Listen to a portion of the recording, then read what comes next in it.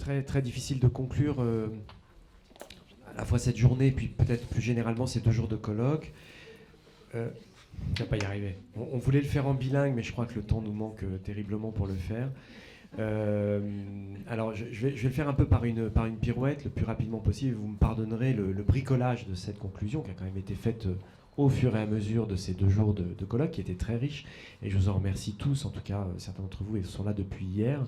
Et c'est vrai qu'on a pas mal travaillé et avec des choses fort intéressantes. Alors, Odile m'a un peu coupé l'herbe sous le pied parce qu'effectivement, moi j'étais revenu sur la définition comme toi, mon cher dictionnaire, mais on avait commencé par une définition des intérieurs, mais moi j'ai repris celle du Centre national de ressources textuelles et qui dit la première occurrence du substantif, du nom commun, c'est une partie de l'espace qui est dans quelque chose ou dans quelqu'un. C'est pas moi qui l'ai dit, c'est toi. Et à partir de là, effectivement, je me dis, partie de l'espace qui est dans quelque chose, c'est déjà, ça n'est pas rien. Et donc à partir de là, on peut commencer à essayer de traiter de cet intérieur. Mais peut-être ce qui était intéressant, c'était le dans. Parce que le dans, si on cherche effectivement sa définition, la première qui sort, devant un substantif, justement, il exprime un rapport d'intériorité. Rapport d'intériorité dans l'espace. Et donc, on est bien retombé sur une des clés que tu avais fournies toi-même, Odile, au cours de la journée. Alors, de rappeler que ce colloque, évidemment, est né de discussions, d'échanges. On le rappelait hier avec Annalisa. Je crois qu'effectivement, on en a parlé une première fois tous les deux. Tu avais envie de monter ce projet. On en a parlé à Anne, à Ima. Et 3 thèmes se sont dégagés. Et donc, dans l'appel à communication, nous avions le projet, les questions d'usage, le sentiment de spatialité et de la perception. Alors, il se trouve que 3 thèmes en 2 jours, c'est difficile parce que ça fait 4 matinées. Donc, on a redéployé ces 3 thèmes en 4 en ajoutant finalement ces méthodes d'analyse dans la première partie de ce colloque hier matin. Il se trouve que ces méthodes et cette méthodologie, elle est revenue partout. Et la dernière intervention, celle de Charlotte Poupon, nous le démontre. C'est-à-dire que chaque projet, chaque démarche de création de connaissances, de production de connaissances, a développé une méthodologie, des protocoles, et donc la méthode a été omniprésente tout au long de ces 3 journées. Alors du coup, effectivement, on pourrait se dire que tout est dans tout et qu'on est dans une espèce de masse informe et que dans le projet, on a trouvé de la méthode, on a trouvé de l'ambiance et vice-versa. C'est vrai qu'on est sur ces questions de membrane et de porosité. Je crois que Anne l'a très bien dit hier, ces points de contact, finalement, entre les disciplines, les propos et puis les thématiques. Et effectivement, les dernières interventions, ces interventions de tout l'après-midi, nous ont ramené finalement au début du colloque et à la question qui était posée par Annalisa. Qu'est-ce qui fait intérieur finalement ? Qu'est-ce que c'est, mais qu'est-ce qui le fait ? Qu'est-ce qui le produit ? Qu'est-ce qui fait intérieur ? Quelles sont les méthodes pour l'appréhender, pour le concevoir ? Le constat était permanent, la pluridisciplinarité, on a parlé d'interdisciplinarité, on va pas rouvrir le débat, mais effectivement, c'est ce qui fait l'intérieur. Et du coup, ça revient à nos discussions initiales, parce que nous les avons eues pour la préparation de ce colloque, mais aussi dans la sélection des intervenants. C'est-à-dire que les distinctions habituelles et évidentes ne fonctionnent pas, ou plus ou moins pas, ou de moins en moins. Certaines sont opérationnelles, certaines ne le sont plus. Mais c'est vrai que les oppositions dedans-dehors, la question de l'intérieur opposé à l'extérieur, qui marchait très bien et qui a très bien fonctionné. Aujourd'hui, on voit bien que l'intérieur s'extériorise, l'extérieur s'intériorise, que la question des limites peut être aussi une méthode d'entrée, mais n'est pas totalement suffisante. Je prendrai que comme exemple les intérieurs de Dominioni ou ceux de Torricellias qu'on nous a montré hier. C'est-à-dire des appartements qui sont des univers entiers, avec toutes les nuances que cela suppose, de transition, de qualité spatiale, ou encore cette maison sans toit, qui fait que c'est un intérieur, mais ouvert sur l'extérieur, et on est un peu perdus tous pour le définir, ou savoir ce qui nous fascine dans la beauté de ces lieux. On l'a vu à propos des adolescents tout à l'heure, on en parlait, de leur rapport à l'espace public, mais aussi à l'espace domestique. Alors, qu'est-ce qui fait intérieur ? J'allais dire, on l'a vu, c'est le penser, le projeter, cet intérieur. Carola, Marina ou Paul nous ont expliqué des démarches de projet. C'est un espace qui est vécu, qui est ressenti, mais qui peut être aussi subi. Il est vécu et subi. On l'a vu là tout de suite avec des lieux extrêmes comme effectivement ces sous-marins. Et donc c'est bien qu'il se définit aussi par l'expérience qu'on en fait. je ne suis pas marketeur, mais mine de rien, il y a une part de vérité dans cette question de l'expérience que l'on fait de l'espace. Et donc, c'est celle-là qu'on essaie de retranscrire. Et puis, a été permanent avec les interventions, je pense à Jérôme hier, mais aussi relayé et confirmé par l'intervention d'Odile tout à l'heure, c'est-à-dire la question de la représentation qui a été omniprésente, qu'on n'a pas pu creuser complètement. C'est-à-dire que l'espace, il est représenté, de la représentation beaucoup, mais jusqu'aux réseaux sociaux. On en a parlé avec Instagram, avec effectivement les plateformes en ligne, en passant par les illustrations photographiques. Tout à l'heure, Nathalie nous parlait finalement d'un objet qui n'était pas l'objet lui-même, mais bien sa représentation. Et tout ça m'emmène toujours, mais on pourrait l'appliquer finalement aux intérieurs, mais bien plus encore à l'espace, à l'architecture ou au réel. C'est la question des imaginaires. Définitivement, ils sont là, omniprésents, jusqu'à la sacralisation. On a vu cet emboîtement. Et de ces imaginaires, évidemment, moi, ce qui ressort, c'est que la narration a été très présente. On raconte des histoires, on les raconte par l'espace, on les raconte dans un intérieur, des scénographies, des mises en scène, des mises en espace.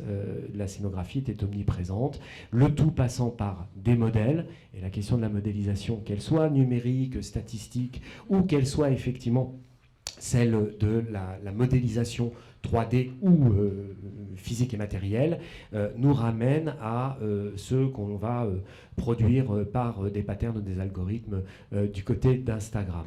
Alors bien sûr, les typologies qui sont là présentes tout au long du colloque, mais d'une façon très étonnante. Alors très étonnante, mais peut-être pas si étonnante que ça.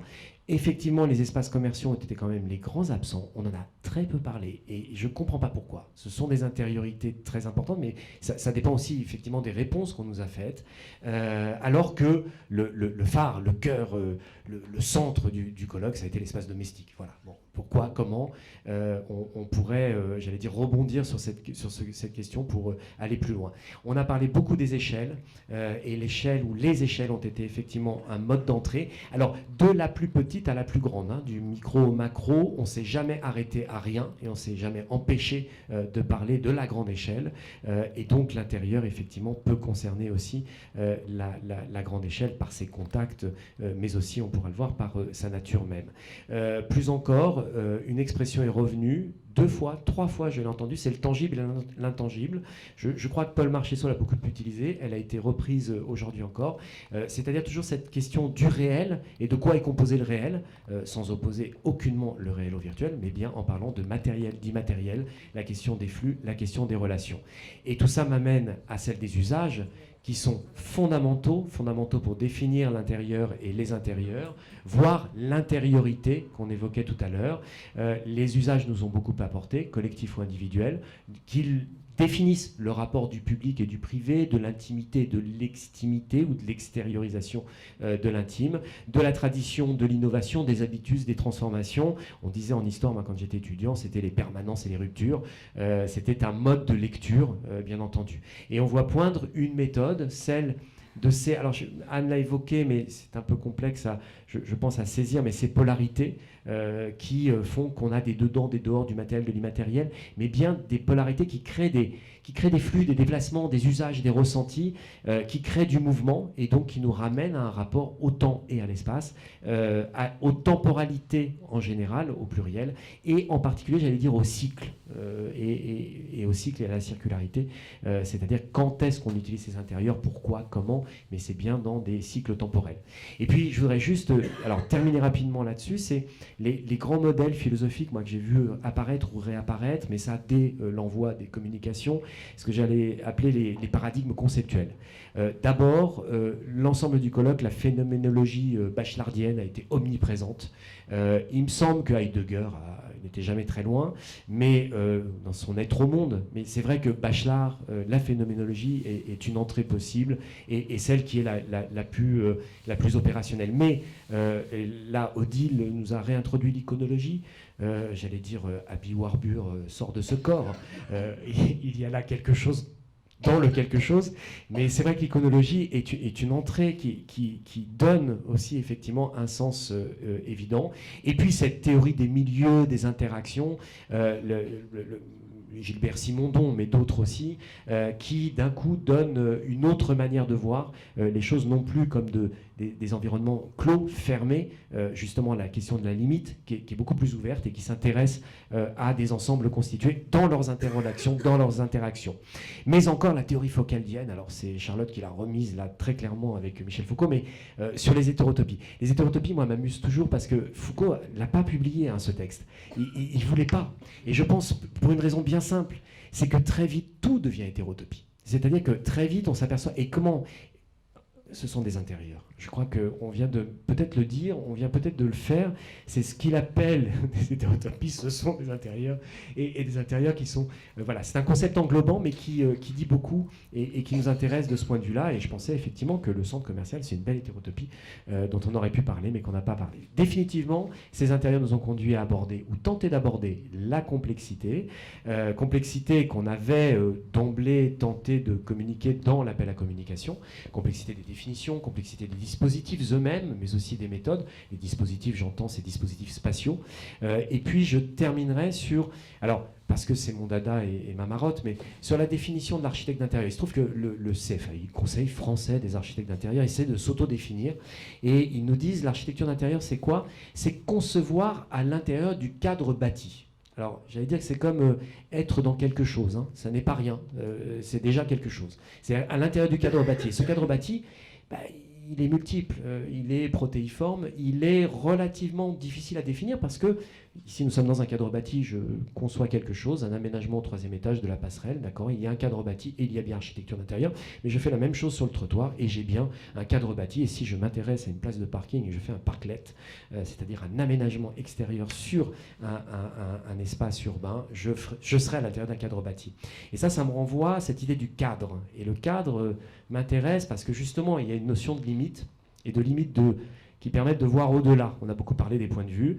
Je pense à l'UAM en 1929 et 1934, parce que les architectes d'intérieur s'en inspirent sans arrêt, et ça renvoie un petit peu à l'introduction de René-Jacques Mayer ce matin. L'UAM qui proposait comme programme de concevoir et de penser le cadre de vie. Le cadre de vie, une formule qui reste définitivement opérationnelle, c'est peut-être une manière de voir les intérieurs aujourd'hui.